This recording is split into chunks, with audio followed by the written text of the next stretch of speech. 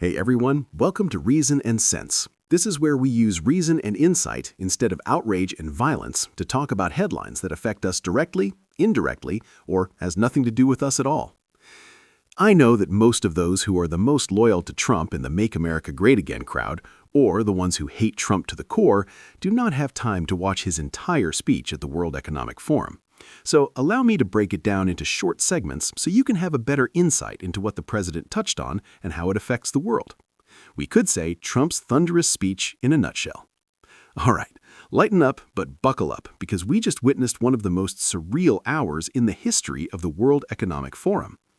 Every January, the world's political and economic elite gather in Davos, Switzerland to talk about the future of the global economy, an exclusive event that the average citizen like you and I will never have the privilege to enter through the door. Anyways, this year, one speech cut through the usual corporate optimism and diplomatic language.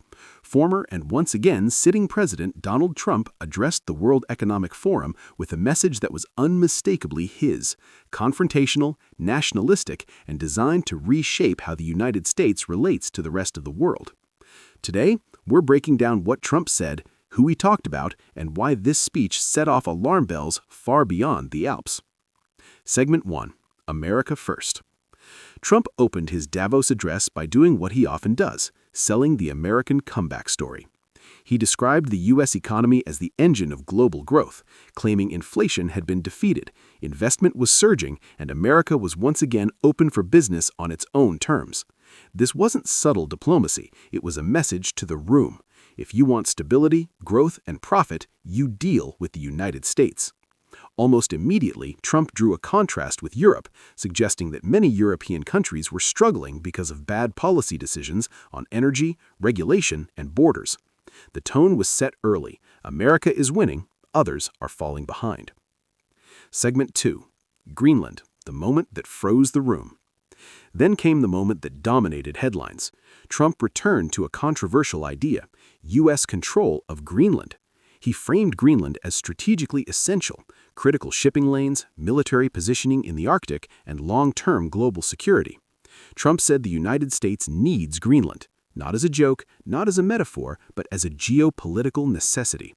He insisted he would not use military force, emphasizing negotiation instead, but his language suggested pressure. Cooperation would be rewarded, refusal would be remembered. For many in the room, this was the turning point. What sounded to Trump like tough negotiation sounded to others like a challenge to long-standing norms about sovereignty. Segment 3. NATO and Europe, allies or freeloaders? From Greenland, Trump widened the lens to NATO and Europe as a whole. He criticized NATO allies for what he described as chronic underpayment on defense, repeating a familiar claim: the U.S. is protecting Europe while Europe takes advantage of American taxpayers. Europe, he said, was not headed in the right direction: energy policy, migration, and economic stagnation. Trump portrayed Europe as weakened by its own choices and warned that American patience has limits. The subtext was clear: alliances are transactional, and loyalty is measured in dollars and leverage, not history. Segment 4. U.S. domestic policy on a global stage. Trump then shifted to U.S. domestic issues, using the global Davos stage to make a point about leadership at home. He spoke about housing affordability, arguing that homes should be built for families, not for financial institutions. He criticized corporate consolidation in housing markets and called for limits on high consumer debt, including interest rates on credit cards.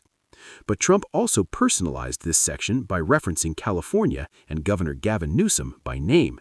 He noted that Newsom was present at Davos and reflected on their past working relationship. Quote, "I know Gavin was here. I used to get along so great with Gavin when I was president. Gavin is a good guy, and we're going to, if he needed it, I would do it in a heartbeat." End quote. Trump added that if California needed federal help, he would be willing to provide it, framing the comment as an example of cooperation across party lines. The remark stood out because it contrasted with Trump's more confrontational tone elsewhere in the speech. Rather than attacking Newsom directly, he used the moment to suggest that Democratic leaders should engage with the federal government pragmatically on issues like crime, housing, and public safety. He said, "If I were a Democratic governor, or whatever, I would call up Trump. I'd say, come on in, make us look good, because we're cutting crime down to nothing." End quote. For an international audience, the message was twofold. First, that U.S. domestic challenges are inseparable from global economic stability. And second, that Trump views governance as transactional, even within America's own political divisions. It was a reminder that at Davos, Trump wasn't speaking as a global power broker. He was also campaigning, negotiating, and signaling how he expects leaders, foreign and domestic, to deal with him. Segment 5. Energy, Climate, and China. On energy, Trump stayed consistent with his long-held views. He criticized European renewable energy strategies, especially wind power, calling them inefficient and economically damaging. The United States, he argued, had chosen a smarter path by prioritizing energy independence. China entered the conversation indirectly as a competitor, a manufacturer, and a country benefiting from Western policy mistakes. Here is what Trump said about China. Quote, "China makes almost all of the windmills, and yet I haven't been able to find any wind farms in China. They make them, they sell them for a fortune, but they don't use them themselves. China is very smart. They make them, they sell them for a fortune, they sell them to the stupid people that buy them." End quote. Trump criticizes European leaders' bad energy decisions by stating, quote, "There are windmills all over Europe, there are windmills all over the place, and they are losers." End quote. He also added, quote, "One thing I've noticed is that the more windmills a country has, the more money that country loses and the worse that country is doing." End quote. Trump does not hold back. His challenge is forceful and reminded European nations to put their act together. Segment 6. Rhetoric, Identity, and Culture. Beyond policy, the style of the speech mattered as much as the substance. Trump mixed prepared remarks with improvised commentary, often shifting into broader cultural and geopolitical critiques. He spoke about Western identity, migration, and leadership, themes that have become familiar markers of his worldview. Trump referenced an ongoing fraud scandal involving Somali immigrants in Minnesota and used it to make broader points about immigration and culture, telling the assembled international audience that Western countries should be cautious about mass immigration from countries he characterized as failed states. Trump said, quote, "The situation in Minnesota reminds us that the West cannot import foreign cultures which have failed to build a successful society of their own. I mean, we're taking people from Somalia, and Somalia is a failed, it's not a nation, got no government, got no military, got no police, got no nothing." End quote. Trump turned briefly to Canada's Prime Minister, Mark Carney, referencing remarks made the previous day. Speaking from the Davos stage, Trump said, quote, "I watched your Prime Minister yesterday. He wasn't so grateful.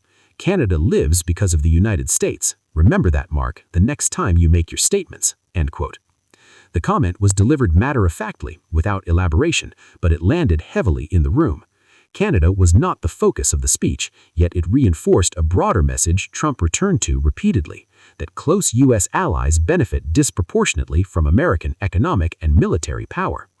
The moment drew muted reactions from the audience and was widely noted afterward by international media. Taken together, this segment of the speech underscored Trump's approach to diplomacy, direct, transactional, and unconcerned with traditional diplomatic tone. This was not a speech designed to reassure, it was designed to signal leverage and power. Well, that's Trump's speech in a nutshell. Thundering and earth-shaking, one could argue. Now let me share my thoughts as to why this speech matters. Harsh for trained ears who are used to the usual casual diplomatic talking points, but I believe it is effective in getting Western nations to reflect and assess their country's choices in policies and decision-making. Trump's Davos speech followed a clear arc. It began with economic confidence, escalated into territorial and alliance pressure, and ended with a reassertion of American dominance. Whether you see it as realism or provocation, one thing is undeniable. This speech challenged assumptions about diplomacy, alliances, and the post-war global order. Davos is usually about cooperation. Trump turned it into a negotiating table, and the world is still reacting. Like it or not, this is Trump's world, and he only has 3 more years to make good deals for America. So he's taking advantage of the leverage he has as the leader of the free world to assert his power and bring back American dominance. He believes that if America wins, Europe wins, the entire world wins, although his domestic and foreign political enemies may disagree. Thank you for staying with me this far. I hope this helps in shortening Trump's speech. Subscribe, like, and click the bell so you don't miss our new episodes. Remember, always use reason and insight instead of outrage and violence. Take care.